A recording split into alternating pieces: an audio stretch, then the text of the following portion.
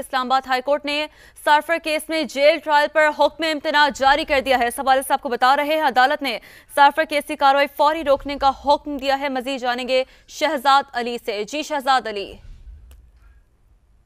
High court سے انتہائی اہم ڈیولپمنٹ ہے۔ انٹرا کول اپیل دائر کی گئی تھی چیئرمین پی ٹی آئی کی جانب سے، جس پر اسلام آباد ہائی کورٹ کے ڈویژنل بینچ نے اسٹے آرڈر جاری کر دیا ہے۔ عدالت نے جیل ٹرائل روکنے سے متعلق جو ہے وہ تمام ریکارڈ بھی ہے جمعرات کے روز طلب کر لیا ہے۔ 16 نومبر کو تمام ریکارڈ عدالت میں پیش کیا جائے۔ جسٹس میاں گل حسن اورنگزیب کی جانب سے ایسے ریمارک سامنے آئے ہیں۔ دوران سماعت عدالت نے سائفر کیس کی کارروائی فوری روکنے کا بھی حکم دے دیا ہے۔ اسٹے نہ دینے کی اٹارنی جنرل آف پاکستان کی جو استدعا تھی اسے اسلام آباد ہائی کورٹ نے مسترد کر دیا ہے۔ دوران سماعت اٹارنی جنرل نے یہ استدعا کی تھی کہ کل تک جو ہے وہ ملتوی کر دی جائے اور ریکارڈ جو ہے وہ پیش کر دیا جائے گا، جس کو عدالت نے استدعا کو مسترد کر دیا اور اسٹے آرڈر جاری کرتے ہوئے جمعرات 16 نومبر کو تمام اس کیس سے متعلق جو ریکارڈ ہے وہ طلب کر لیا ہے۔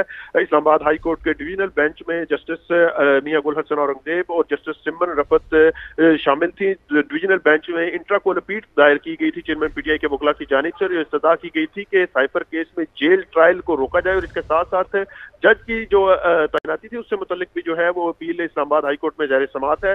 یہ ایک اپیل اسلام آباد ہائی کورٹ میں آئی تھی چیئرمین پی ٹی آئی کے وکلا کی جانب سے۔ دوران سماعت آج جسٹس میاں گل حسن اورنگزیب نے اٹارنی جنرل کو سے یہ استفسار کیا کہ دستاویزات کے مطابق اے ٹی سی جج کی تعیناتی ایگزیکٹو نے شروع کی۔ ریکارڈ کے مطابق اے ٹی سی جج کی تعیناتی بھی ایگزیکٹو نے ہی کی۔ چیف جسٹس سے رائے لی گئی لیکن یہ پروسیس ایگزیکٹو نہیں شروع کیا اور انہوں نے ہی اس کو مکمل کیا۔ جسٹس میاں گل حسن اورنگزیب نے یہ بھی کہا کہ اندرا گاندھی کیس کا ٹرائل جیل میں ہوا لیکن وہاں بی بی سی سمیت تمام جو دنیا کے جرنلسٹ تھے ان کو کور کرنے کی اجازت دی گئی تھی، اور یہاں بھی ایک سابق وزیر اعظم کا کیس جو ہے وہ انڈر ٹرائل ہے۔ اس حوالے سے جو ہے وہ آپ اس جو اندرا گاندھی کیس ہے اس کی مثال آپ کے سامنے ہے۔ عدالت نے یہ بھی کہا کہ بہت سے سوالات ہیں جن کے جوابات دینے کی ضرورت ہے۔ وفاقی کابینہ نے 2 دن پہلے جیل ٹرائل کی منظوری دی۔